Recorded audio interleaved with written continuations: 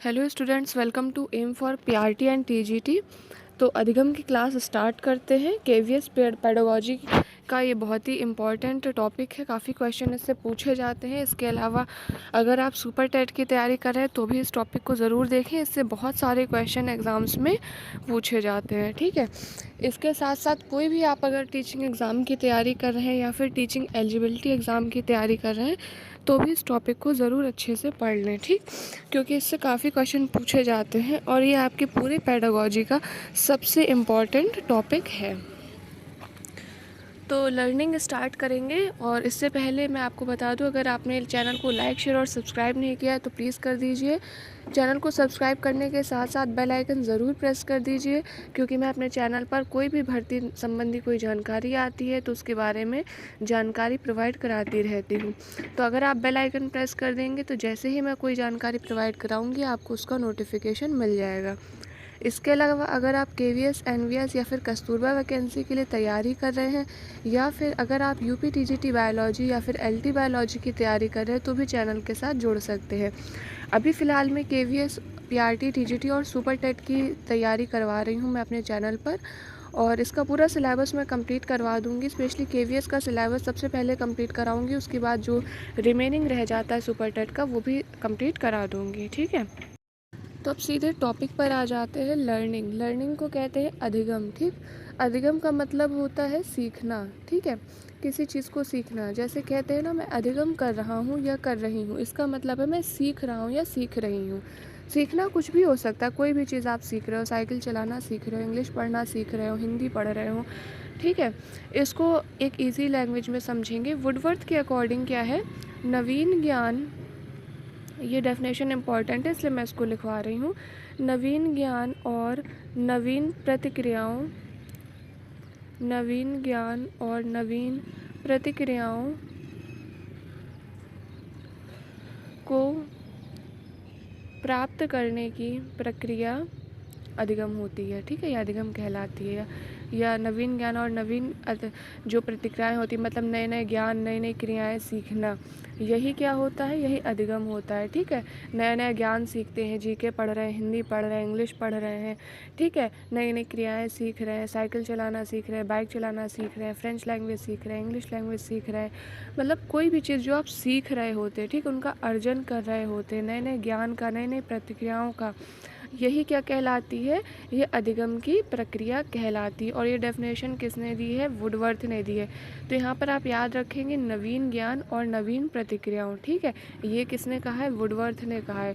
कई बार ऐसा होता है डेफिनेशन लिख कर आ जाती है और वहाँ पर आपको मनोवैज्ञानिकों के नाम दिए होंगे तो आपको सही नाम का चयन करना होता है।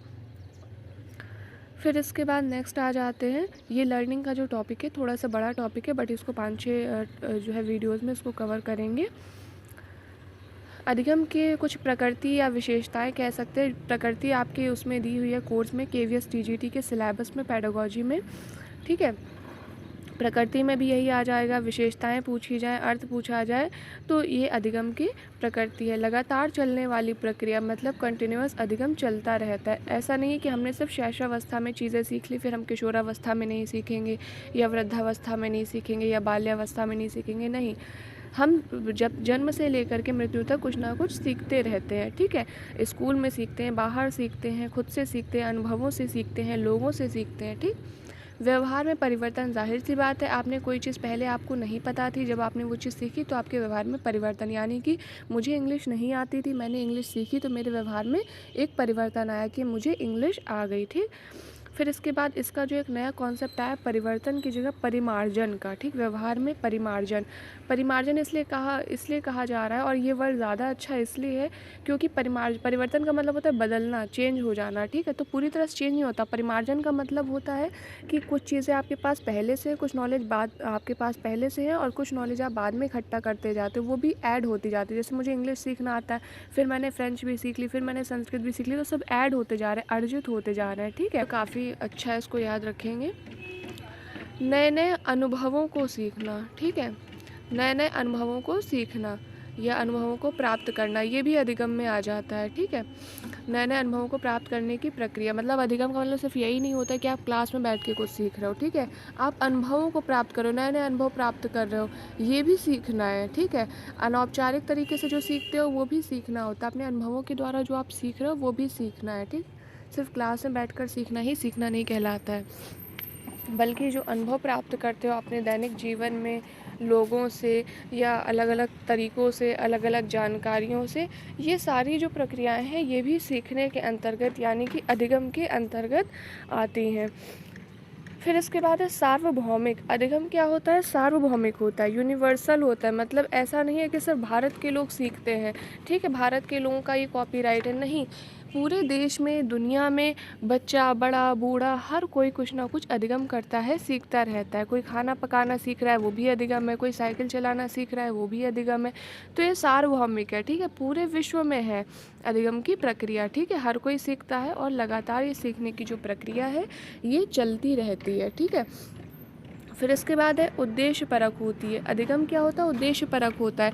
ज़रूरी नहीं होता है कि जब आप सीख रहे हो किसी चीज़ को तो आपने उद्देश्य बनाया। जैसे कि आपको संस्कृत लैंग्वेज सीखना हो तो ज़रूरी नहीं है कि आपने उसका कोई उद्देश्य बनाया हो कि संस्कृत सीख करके आप फ्यूचर में ये करोगे, लेकिन फिर भी किसी ना किसी उद्देश्य की पूर्ति आपके हो जाती है। आप प्लानिंग करके, कभी आप सोच करके भी उद्देश्य की पूर्ति करते हो कि मैं इंग्लिश सीख लूँ ताकि मैं इंग्लिश के एग्ज़ाम में पास हो जाऊँ, साइकिल चलाना सीख लूँ ताकि जो है मुझे साइकिल चलाना अच्छा लगता है इसलिए मैं सीख रहा हूँ, मैंने कोई उद्देश्य नहीं बनाया। लेकिन फिर आपको बाज़ार जाना हो, आपने साइकिल उठाई चले गए, तो आपने सोचा नहीं था कि साइकिल इसलिए सीख रहे हैं कि बाज़ार जाना पड़ेगा उससे, लेकिन यहाँ पे आप बाज़ार भी चले गए, आपका ये काम एक उद्देश्य की पूर्ति हो रही जो आपने सीखा था उसके द्वारा। ठीक है, तो कई बार ऐसा होता है आप उद्देश्य बना करके भी सीखते हो और अगर आप नहीं भी बनाते तो भी किसी न किसी उद्देश्य की पूर्ति आपके अधिगम के द्वारा होती है, तो ये उद्देश्य परक होता है। समायोजन, अधिगम के द्वारा आप समायोजन करना भी सीखते हो, या जब आप कुछ चीज़ें सीखते हो, ठीक है, चीज़ों के बारे में जानकारियाँ लेते हो तो आपके लिए समायोजन करना भी काफ़ी आसान हो जाता है। जैसे पहले क्या होता था कि जो आदि मानव वगैरह होते थे उनका कुछ एक स्पेसिफिक नहीं था कि एक सोसाइटी है कि क्या है, हमें कैसा रहना है। अब क्या होता है, हम अपने सोसाइटी के अकॉर्डिंग ड्रेसअप करते हैं, कपड़े पहनते हैं, जिस जगह पे रह रहे हैं वहाँ के अकॉर्डिंग हमारी बोल चाल, भाषा, मेल मिलाप, सारी चीज़ें होती है। ठीक है, ये हमें अधिगम के द्वारा ही पता चला कि हमने ये सब चीज़ें सीखी हैं वहाँ पर कि हमें समाज में इस तरीके से रहना है, ऐसे चलना है, ऐसा करना है। ठीक है, जीवन पर्यंत, यानी अधिगम क्या है? जीवन पर्यंत चलने वाली प्रक्रिया है। ठीक, ऐसा नहीं है कि एक अवस्था के बाद सीखना इंसान बंद कर देता है कि बस 20 साल की उम्र तक सीख रहे हैं फिर 20 साल की उम्र के बाद नहीं सीख रहे हैं। ठीक, तो ऐसा नहीं होता है, आप डायरेक्टली, इनडायरेक्टली, औपचारिक तरीके से, अनौपचारिक तरीके से किसी न किसी रूप में सीखते रहते हैं। स्थानांतरण बहुत इंपॉर्टेंट है, इस पर मैं अलग से टॉपिक बनाऊंगी क्योंकि आपके केवीएस टीजीटी के सिलेबस में एक अलग से दिया हुआ है ट्रांसफ़र ऑफ लर्निंग यानी अधिगम का स्थानांतरण। ठीक है, तो इसको अलग से समझाऊंगी, बहुत इजी लैंग्वेज में समझाऊंगी, एकदम दैनिक भाषा की, बोलचाल की भाषा में। तो अधिगम का स्थानांतरण संभव है, यानी एक जगह सीखा गया ज्ञान दूसरी जगह पर भी स्थानांतरित होता है। कैसे होता है, किन किन रूपों में होता है, किन तरीके से होता है, इसको मैं अलग तरीके से वीडियो बना करके बताऊंगी। ठीक है, धनात्मक रूप में भी होता है, यानी एक जगह सीखा ज्ञान दूसरी जगह काम भी आता है। नकारात्मक भी होता है, यानी एक जगह सीखा गया ज्ञान दूसरी जगह बाधा भी उत्पन्न करता है। ठीक है, तो इस तरीके से इसके कई प्रकार हैं, बहुत ज़्यादा टफ नहीं है, 6-7 प्रकार के अंतर्गत आपका ये पूरा स्थानांतरण कंप्लीट हो जाएगा और इतने ईजी लैंग्वेज में समझाऊंगी कि उस वीडियो के बाद मुझे नहीं लगता कि आपको बिल्कुल भी इसमें कोई भी प्रॉब्लम या कोई भी परेशानी आएगी। ठीक, फिर इसके बाद एक टॉपिक देख लेते हैं, लर्निंग आउटकम। ठीक है, लर्निंग आउटकम्स क्या होते हैं? ठीक, आउटकम, बाहर आना। ठीक है, आउटकम मतलब बाहर आना, आउट मतलब होता है बाहर, कम मतलब होता है आना, बाहर आना, कोई चीज़ बाहर आना। ठीक है, सीखने के बाद, तो सीखने के बाद या अधिगम करने के बाद, ठीक है, क्या जो है प्रतिफल बाहर आता है, क्या परिणाम आते हैं। ठीक है, इसको हिंदी में कह सकते हैं प्रतिफल या परिणाम या नतीजा, ठीक है, जो भी कहना चाहें। ठीक, तो बालक ने जो सीखा है या बालक को जो सिखाया गया है उसके बाद क्या उसका परिणाम मिला है या क्या नतीजा मिला है। ठीक है, यही क्या होते हैं, ये लर्निंग के आउटकम्स होते हैं। ठीक, इसको इजी लैंग्वेज में समझाती हूँ, बुकिश लैंग्वेज में अगर आप पढ़ेंगे तो बहुत टफ लगेगा।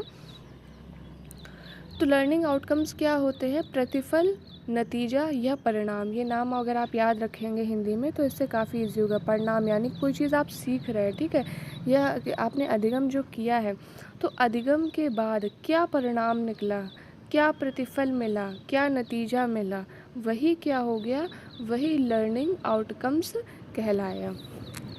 ठीक, यानी अधिगम करने के बाद या किसी टॉपिक को, किसी पाठ को समझने के बाद, पढ़ने के बाद या सीखने के बाद क्या प्रतिफल, क्या नतीजा मिला, क्या परिणाम मिला, वही क्या हो गया, उसका आउटकम हो गया। ठीक, तो यहाँ तक कोई भी परेशानी हो, अगर आपको कुछ चीज़ समझ में ना आई हो तो आप कमेंट करके पूछ सकते हैं।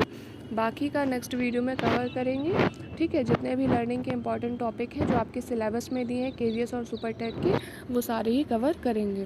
So all the very best, आप जिस भी एग्ज़ाम की तैयारी कर रहे हो। Thanks for watching.